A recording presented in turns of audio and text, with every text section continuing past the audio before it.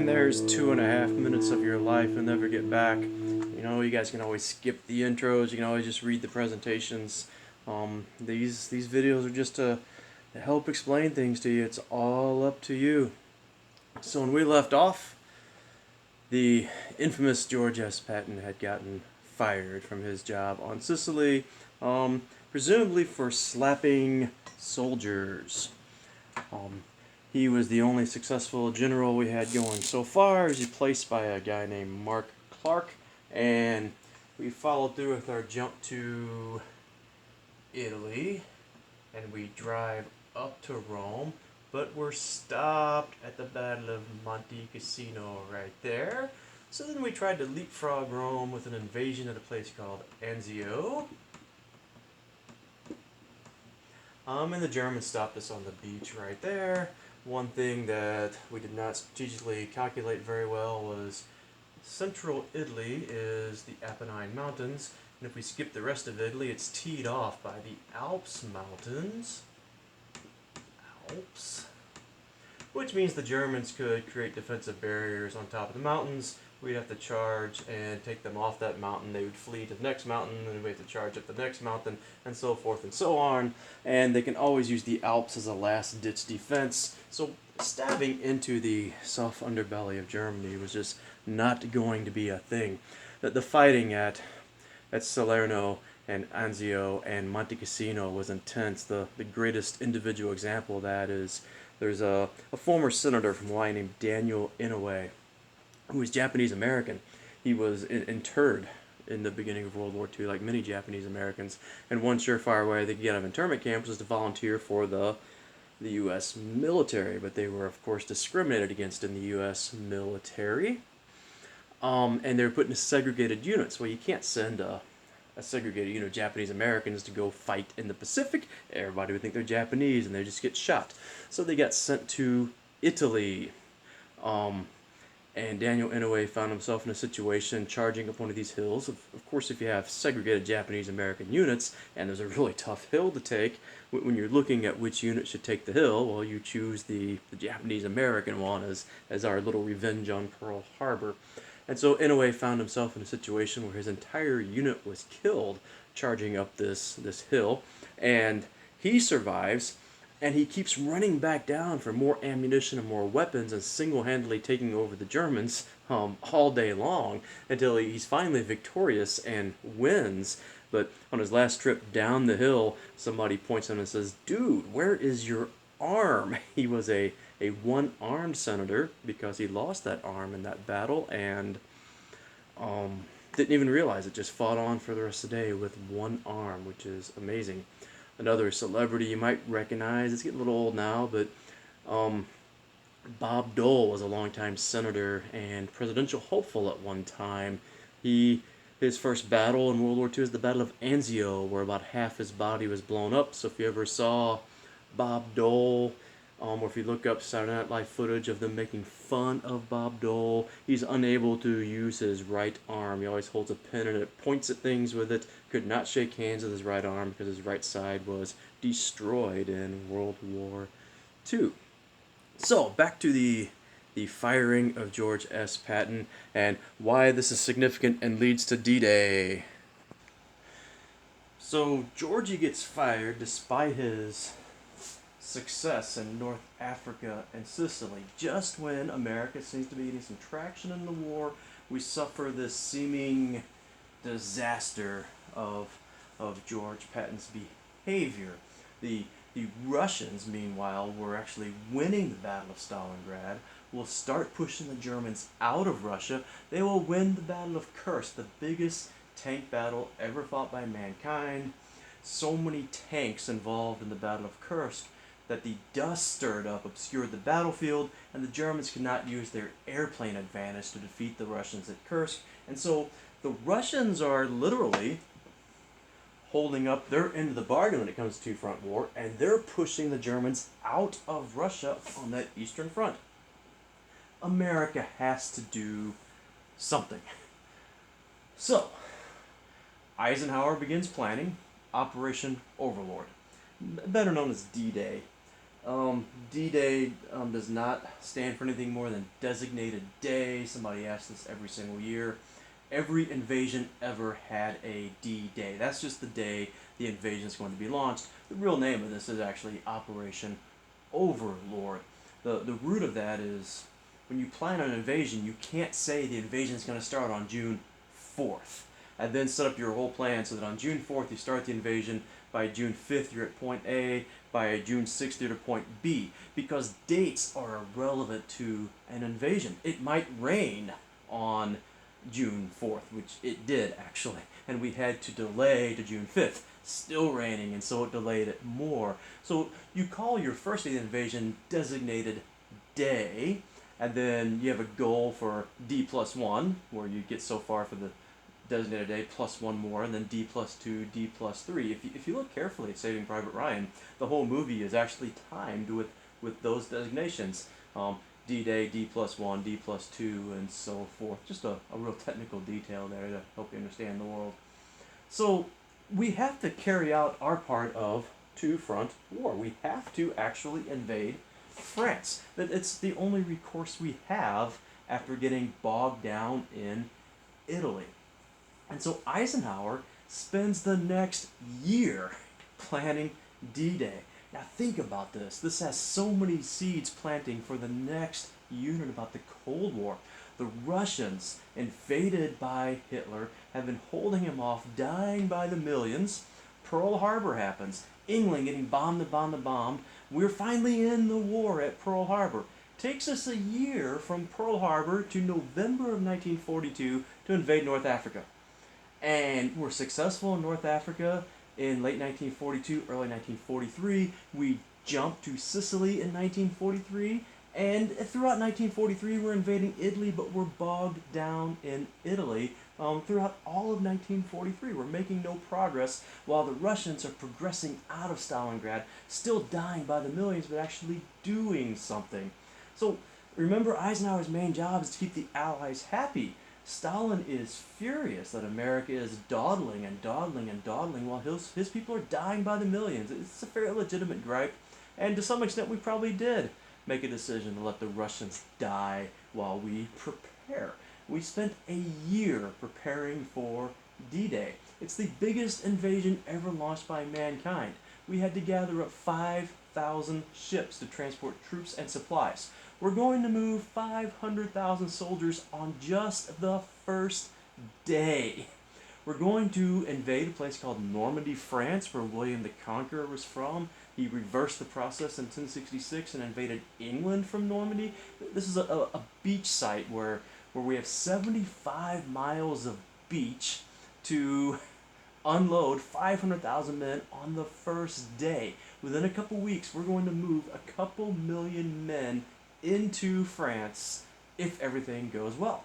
Of course, Hitler is ready for this. It's going to be June of 1944 before we actually launch the invasions. That means he's had 4 years to prepare France, to build what he called his Atlantic Wall. He has fortified France to make it almost impossible to invade. We'll take a look at a better chart in just a minute. And so, despite the planning, Eisenhower expects 10,000 Americans to die on just the first day of D-Day. So much goes on into the planning of this. We'll loop it back to Patton, actually. Patton was removed from command. He wasn't booted out of the army. His army was just taken away from him. And it puzzles the Germans. Why would America fire their best soldier just because he slapped a soldier who had shown cowardice on the battlefield? In the German army, the soldier would have been shot. In the Russian army, the soldier would have been shot. In the army of the American Civil War, soldiers were executed for desertion or for cowardice. So it just befuddles the Germans on why America would fire their only successful general. And so they put their spy network on Patton's path. Patton is transferred to England. And Eisenhower specifically puts him, I wish I had a close-up map of England, but this is why you guys do your maps. Have them in front of you. England approaches France with an angle so that eastern England is very, very, very close to France. Versus western England is much further away from France. It's only 30 miles away at the closest point in eastern England, the 100 or so miles further away on the western side of England. Germany knows we have to invade France. Germany knows we have to create a two-front war against them. Germany knows we have to divide their army. They know we're going to invade France, especially after we fail in Italy. So Hitler just builds up that wall. The big question is, where will we invade? It's almost like playing football. A good defense has to figure out their offense. They have to know where the strengths of the offense are and beef up their defensive line where the strengths of the offense are. And that's what the game Eisenhower plays. He puts Patton at the closest point between England and France. Because logically, that would be the easiest point of invasion between eastern England and the port of Calais in France. We need a port to transport more supplies. So shortest distant, most convenient port for transferring supplies is the most logical place we'll invade. And so Eisenhower puts Patton in England across from France at that point, gives him an office, assigns him a whole new army of hundreds of thousands of soldiers on paper. Soldiers didn't exist, but they exist on paper. German spies in the American bureaucracy processing our paperwork report back to Hitler that Patton just got a brand new army. Eisenhower goes so far as to order food. This is the resources America had during World War II. If Patton has an army of 300,000 guys, that is 900,000 meals they need per day. Eisenhower fills out the food requisitions, processes 900,000 meals a day to go to Patton's army that doesn't exist, really ships the food so that German spies in our bureaucracy are reporting back to Hitler they're sending enough food to feed 300,000 guys a day, 3 times a day at Patton's new base. Clearly, this whole firing of Patton is just a ruse to try to trick the Germans. And the Germans just fall for it, hook, line, and sinker. This is how far Eisenhower went. Patton was sent inflatable tanks. He's given enough guys to actually fill up inflatable, full-size tanks, rubber balloon tanks. So he had fields full of rubber balloon tanks. German spy planes flying over at 10,000 feet, taking photographs.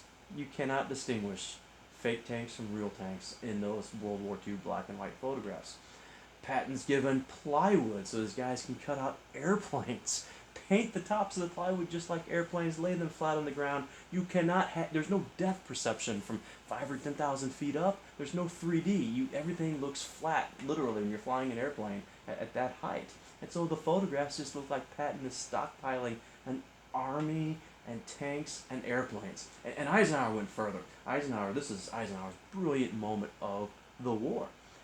He knew there were spies in our system. Most spies are actually double agents. Americans would hire Germans to spy for us, Germans would hire Americans to spy for them, and quickly, once a spy becomes a spy, they realize, well, I could work for both sides and make twice the amount of money. Eisenhower found some double agents, feeds them false information that we're going to invade at the point where England and France are the closest down here, and then tips off the Gestapo, Hitler's secret police. These spies are captured. They're tortured by Hitler and the Gestapo and the SS. And under torture, they tell everything they know, except everything they know is wrong. Eisenhower intentionally did this to plan D-Day. Meanwhile, he's actually going to lead this invasion himself. He's really in charge of this. He's really going to make it happen using Patton as a tool in the situation. Alright, so preparations. We're going to move the camera around a little bit. I could pause, but you guys need a change of scenery now and then. So we'll just cruise around my basement some. This will probably make you sick. There's my lunchbox collection. Evel Knievel and the Dukes of Hazzard from the 70s and the 80s. you question if I know what I'm talking about in any of this World War II stuff, there's the entire World War II section of the library, and this is also a good place for you to take a break if you need to go use the bathroom or something, because I'm just goofing around my basement. Everybody is getting probably bored of this quarantine business. Alright, as you can see, I've switched around the whiteboard a little bit. And if you've ever had me for a class before, you've seen this very diagram, or you've seen it drawn on my board for other classes before. This is really the same thing that's on the website presentation. I can just customize it to myself a little bit if I do it this way. Here's our massive plan for D-Day. A guy from New Orleans is given credit by Eisenhower for winning the war for us. His name was Higgins, and he invented a thing called the Higgins boat. I would presume most of you have seen maybe some Saving Private Ryan or some World War II stuff. These are the little boats where the front end flips down and guys jump out of there and charge across the beaches. Without this boat, we could have never launched these beach invasions of World War II in the Atlantic War or in the Pacific War. So, we have thousands of these little boats. We have 100,000 guys we need to launch on the first day. And these are what the beaches look like in France. The beaches of D-Day were 75 miles of beach. So picture my little diagram as a 1 foot wide slice of what's going on for 75 miles across France. We divided those beaches into 5 zones, codenamed Omaha, Utah, Gold, Juneau, and Sword. America is going to get 5 of those beaches. So you divide 75 by 5, we're going to get about 15 miles of beach to invade. The Canadians are going to get a couple beaches, and the British are going to get a couple beaches. We divided D-Day up. America does agree to take the hardest beaches of Omaha and Utah, because we had the freshest soldiers, the most resources, been in the war for the least amount of time. And this is what Omaha Beach definitely would have looked like. Hitler has pulled his brilliant General Rommel from North Africa and Italy after all that went down. Because he knows a two-front war invasion is coming, he puts Rommel in charge of defending France. So it's Rommel that has to figure out where this is going to come from. And Hitler and Rommel do fall for all of Eisenhower's tricks, and they slide most of their defenses east toward Calais in eastern France. So what we're looking at is the weakest point in Hitler's defenses, and it's still ridiculously strong. Rommel figures, he knows that we have paratroopers. The Germans had paratroopers in World War II also. It's kind of a new thing, but we both had them. He realizes that we're going to use paratroopers and we're going to use beach invasions. So he figures, his best calculation is, we'll come during a full moon. This means that when we drop our paratroopers 5 miles behind the lines at midnight of the night before, if there's a full moon, they can see what's coming, they can see what's going on around them, they can complete their operations with a full moon. Also with a full moon, it's going to pull the tides up so that the water would come over here around zone C or D so that our boys could ride the Higgins boat all the way across this. The lid flips down and they charge out with less beach to cross. Rommel does not believe we want to cross.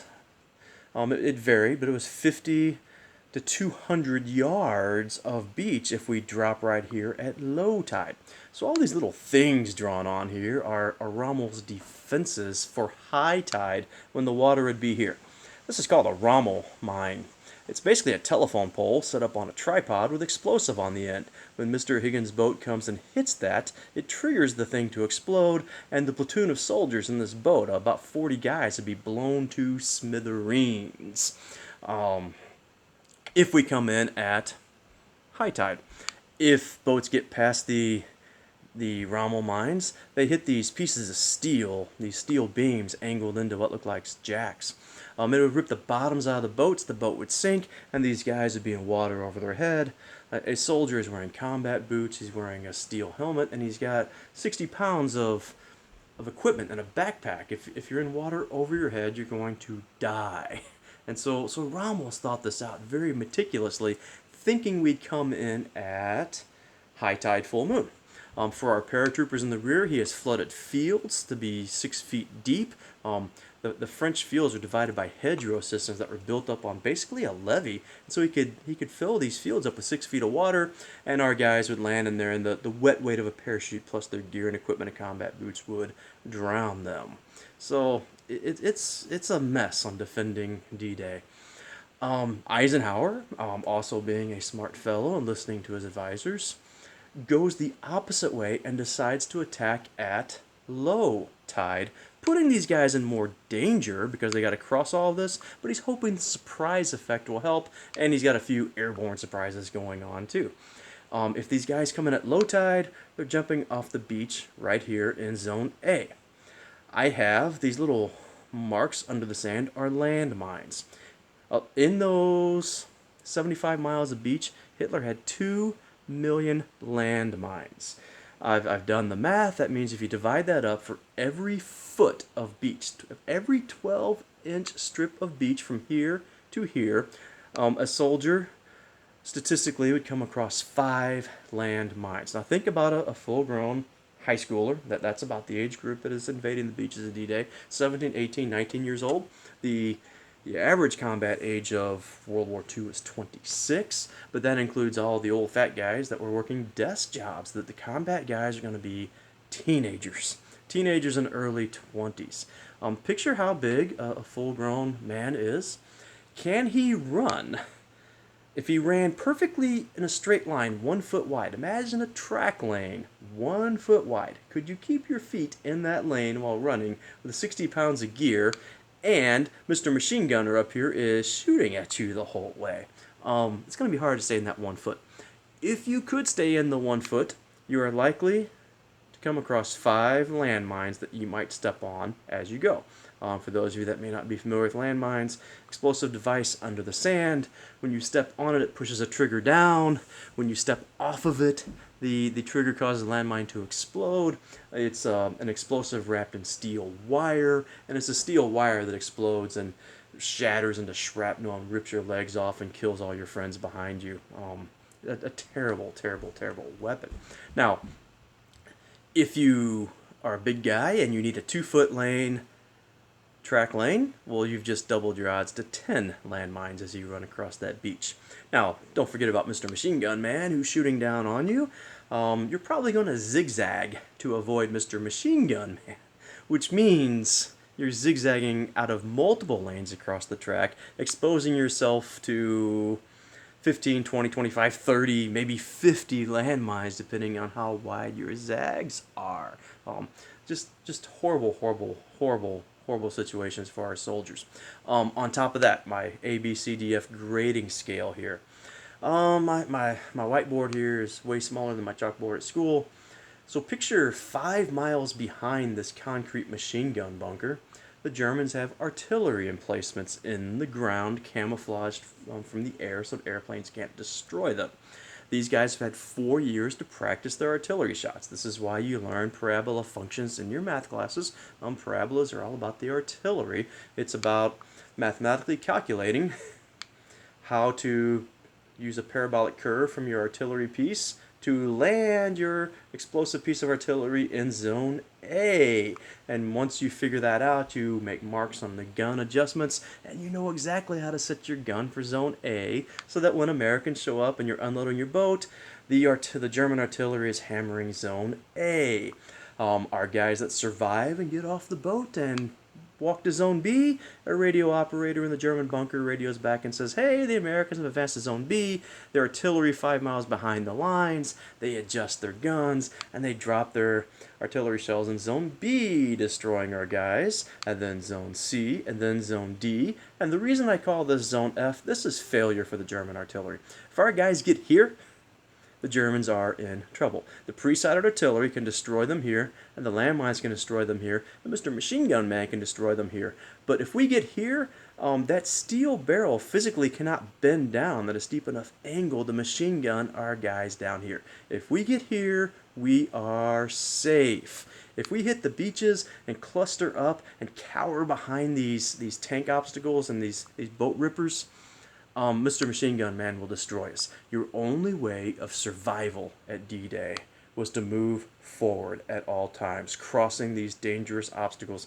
But if you stay here, you're going to absolutely die. That's just the way it is. So think about that for a minute, and I will readjust the camera back to the screen. We could probably take a banjo lesson later if you're interested. But surely you are not interested in the banjo. Alright, so Eisenhower does have an ace up his sleeve called the Airborne Paratroopers. We invented airborne units in World War II specifically for D-Day. Eisenhower realizes if we can drop paratroopers behind the German lines before the infantry hits the beaches, they could knock out that pre-sighted artillery and save thousands upon thousands of American lives on D-Day. But who, in their right mind, would volunteer to join a unit that's going to jump out of airplanes during World War II in the middle of the night behind German lines? The youth. These were teenagers and early 20s people at the absolute oldest.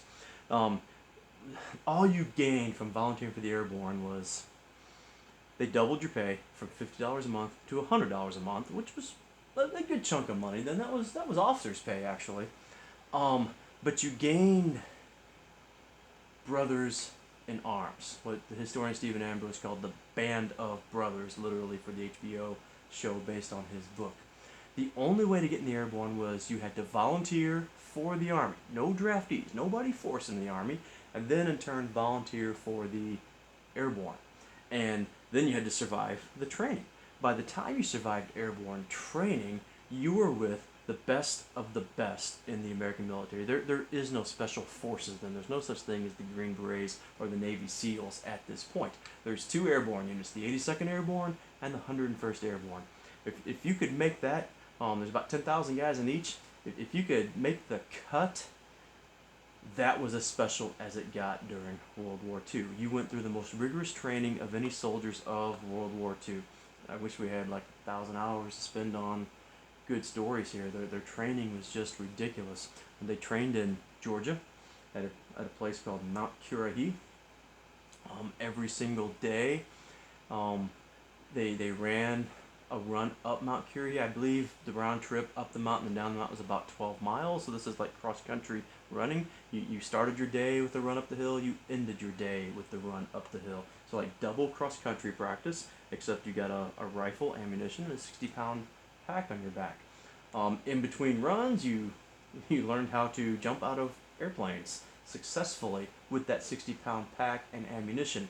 You studied maps of the French countryside in between the runs up the hill. We were going to jump with no moon.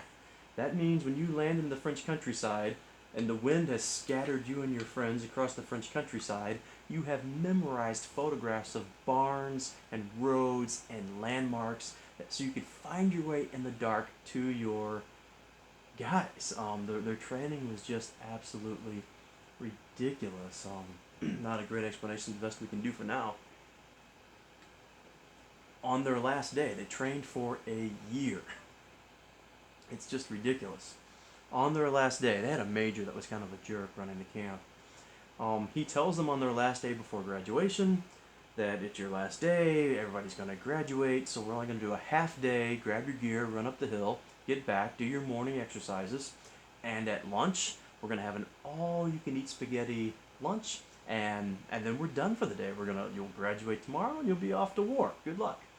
They make their run up the hill, they come back, and they just imagine teenage boys, after a year of hard training, just how much spaghetti they could consume. When they're finished, the major announces he has one more test for them. He has set up one of their fields. This is a very typical World War II style training exercise. You set up barbed wire 3 feet above, more like 18 inches above the ground, 18 inches above the ground. And it's strung across a field, and the soldiers are forced to crawl under the barbed wire. The goal of the exercise is to teach you to keep your head and your butt down, because 3 feet above the ground is a live machine gun firing over you to teach you to keep your head and your butt down. But the deal with infantry style fighting is you have to find every low depression in the earth, because bullets and shrapnel are flying all over these battlefields. If you could find the lowest little dip in the earth, it could protect you from flying bullets and shrapnel. So this is a pretty important exercise in the military. Except on this day, he has visited all the local slaughterhouses and gathered up all the cow and pig guts he can find and strewn them across the field on this hot summer day, and forced these guys to go face down in this bloody muck after an all-you-can-eat spaghetti dinner, just to give them one last test to see if they can cut it in the airborne. And then when you're done, grab your gear and run up Currahee again, a 12-mile run, after you've had an all-you-can-eat spaghetti dinner. And the deal was, if you threw up, you did not graduate for the airborne. So the point of the story is to show you that these guys trained beyond all training. They fly in across the beaches at midnight of D-Day, June 6, 1944. There's 20,000 of these guys, 20,000 American paratroopers, plus another 5,000 or so British paratroopers. The Germans hear the planes coming. 20,000 paratroopers needed 2,000 airplanes, which are at least 2 engines each. If you've ever heard an aircraft motor, they're pretty extraordinarily loud, especially those big World War II ones. B-17 flew over my house once, and it sounded like thunder and shook my house. And that's just one World War II plane with 4 engines. So imagine 2,000 engines flying over. No surprise to the Germans. Oh, here come the American paratroopers. They light up the sky with machine gun fire and anti-aircraft fire, hitting these unarmed transports of paratroopers. And the pilots just go nuts. The pilots have certain places they're supposed to drop their guys so the guys can find their targets before morning happens. But if you're on an airplane flying and getting machine gunned, and planes are dropping out of the sky by the dozens, you're going to panic. Pilots panicked in all kinds of ways for this. Some flew faster. The airplanes are supposed to slow down to 55 miles an hour for the parachuters to jump out, and they flew faster to 150 miles an hour. So imagine jumping out at 150 miles an hour and trying to get your parachute open. Some flew higher to protect themselves from machine gun bullets. So imagine jumping out and your plane has gone up so high, they go up to 5,000 feet, and you have minutes before you hit the ground for German bullets to hit you. The really savvy pilots flew lower, because an airplane close to the ground would appear to be going faster, and with a machine gun you have to lead the plane like you shoot a duck. It was harder to shoot the planes going lower, but the poor guys jumping out, some of them jumped as low as 300 feet. That's one football field turned up on its end. They jumped at 300 feet. They had just enough time to jump out, pull their chute, and it was about enough to break their fall. Not a lot of guys were hurt, not like you would think from that fall, because there was no moon. They could not see the ground coming. They just could not see the ground coming, so they didn't stiffen up, and so they didn't break as many legs and ankles as what would have happened during the full moon. But and some pilots panicked so much they hit their jump light while they were still over the channel. So their guys parachuted into the English Channel and died. Just tragic. And yet somehow these paratroopers, they hit the ground. They're scattered over miles. Some of them are, because of the pilot panic, some are 20 miles away from where they should be. Somehow they gather up in units. They cluster to officers they find. And they've studied the maps, they've studied the photographs, and they make their way to those German artillery positions that were pre-sighted for the beaches in the morning, and they succeed. They actually pull it off, and they knock out enough German artillery on Omaha and Utah, especially Utah, to save thousands upon thousands of lives for the beach invasion, which comes at dawn. This is like one of the most iconic pictures of World War II. This is, I gave you one view. This is perpendicular to my view. There's the cliffs up there. The bunkers are on top of that. There's the beaches you have to cross. That's the Higgins boat with its door down, and the platoon of soldiers making their way onto the beaches from there. So just imagine that with machine gun and artillery rounds flying at you. We hit the beaches. The artillery was not terrifically bad as it could have been. We move all the guys, wave after wave after wave. They make it across the landmines. Of course, tons of guys died. 3,500 died. The best thing I could really have you do for this, we would do this in class if we were in class. YouTube the first 30 minutes of the movie Saving Private Ryan.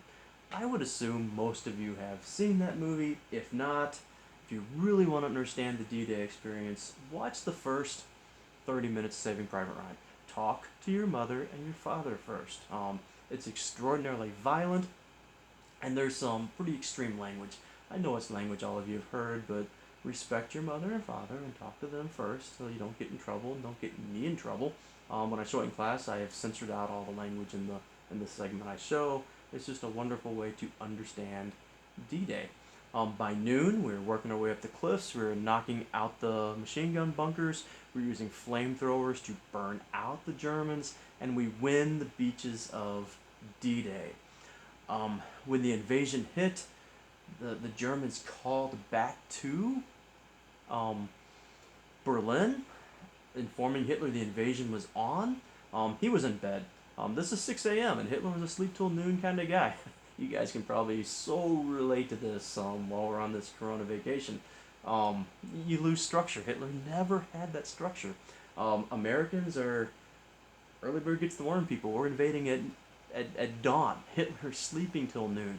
None of Hitler's generals would wake him up. They kept asking, "Are you sure it's the real invasion?" And the people up front are like, "We see 5,000 ships. It's got to be the real invasion." And Hitler's guys are like, "Oh, it might be a fake. They might be faking us out because we really expect this to happen at Calais, where England and France are really close together."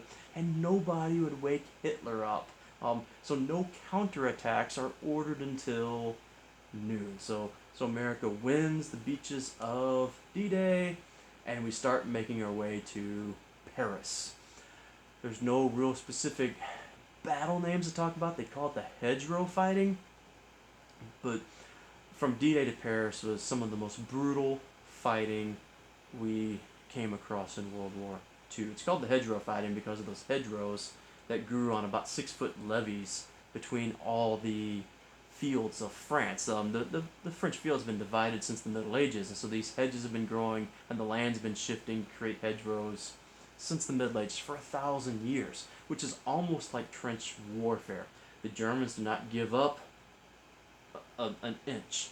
They would use the hedgerows as trenches and force us to charge those hedgerows. Our tanks, we had a lot of them, but they kind of sucked. We struggled to get over the hedgerows and were vulnerable, especially as their underside is exposed, were vulnerable to German anti-tank rounds and German tank rounds. It took us 6 weeks to get from the beaches of D-Day to Paris. Ponder that. It's 90 miles. That's from my house to Cape Girardeau is about the same. It took us 6 weeks. Hitler conquered all of France in 6 weeks. It took us 6 weeks just to get from the beaches of D-Day to Paris in that same 6 weeks. Once we reach Paris, though, we assume that the war is basically over. And that is where I shall leave you in glorious suspense.